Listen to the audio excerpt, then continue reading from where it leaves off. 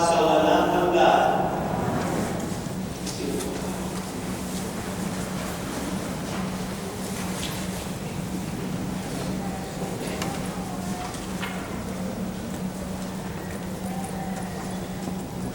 Pagbasa mula sa aklat ng Propeta Isaias. Ito ang pinasasabi ng Panginoon. Ang mga nagugutom ay inyong pakainin. Patuloyin ninyo sa inyong tahanan ang walang hanggan. Yaong mga tao na halos ubad na ay inyong parangatan. Ang inyong magpuro sa mga kasama ay huwag katalitan. At kung na kayo, matutulan kayo sa upang iwanan. Hindi maglalaro, dadating ang inyong sugat sa katawan. Ako'y laging sa inyo. Ililigtas kayo at iingatan kahit sa amin. Sa araw na iyon, diringgin ang buo ng dalangin ninyo. Huwag kayo'y tumawa. Ako'y tulungan. Kung titigilan ninyo ang pagkakalipin at pagsuway sa akin at ang masamang salita'y iiwasan. Kung ang nagugutom ay makakainin ninyo at tutulungan, ang kadilimang bumabalot sa inyo ay magiging tila liwanag sa katahimikan. Ang salita ng Diyos.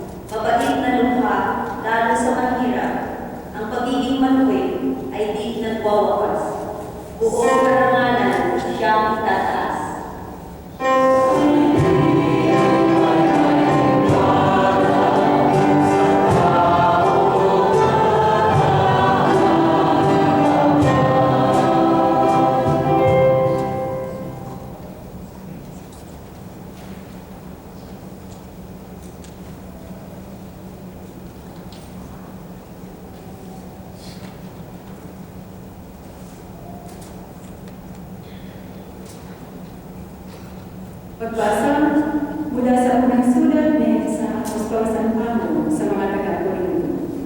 Mga kapatid, nang ako'y humalian, ipinahayag ko sa inyo ang lihim na panuntunan ng Diyos, ngunit hindi sa pamamagitan ng madalaling na pananalita o matataas na karunungan. Ipinasya ko muna akong ipinangangaral sa inyo, kundi si Jesucristo na ipinako sa krus. Kaya mahina, takot at naninilig akong humarap sa inyo. Sa Sa pananalita at pangangarap ko'y hindi ko kayo inangit ng matatamis na pangungusap batay sa kalooban ng tao, kundi sa pamamagitan ng totoo ng Espiritu at ng kapangyarihan ng Diyos. Kaya hindi sa kalooban ng tao, kundi sa kapangyarihan ng Diyos, nababatay ang inyong pananalig kay Kristo. Ang salita ng Diyos.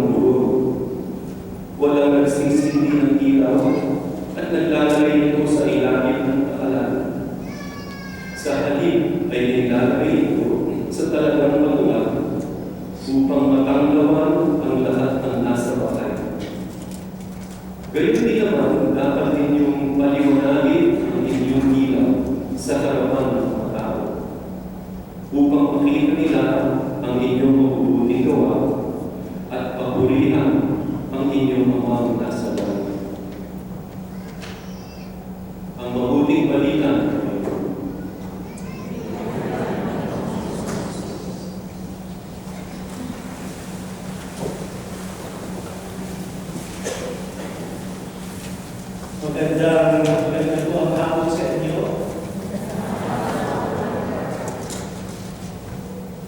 Unahan ko na yung mag-announce mamaya. Alam ko may announce na meron tayong bagong grupo ng choir na nagmumula sa kabilang bayan. Na ang tinatawag na MFC, meaning ay Mixing Families of Christ. Missionary Families of Christ. Hindi na po sila bago sa akin kasi kasama ko sila sa Diocese of London. Yung iba ay taga-Diocese of Toronto. Kumasa siya po.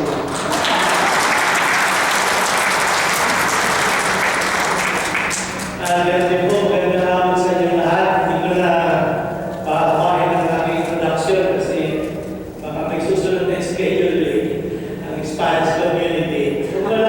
Okay naman. Gusto mo simulan ang aking homily sa pamagitan ng pagbahagi sa inyo ng isang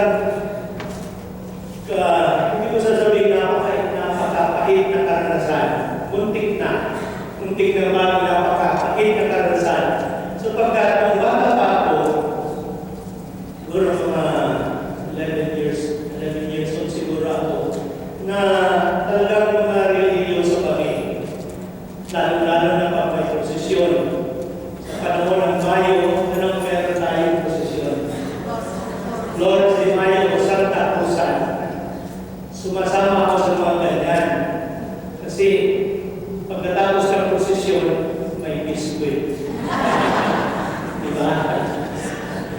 may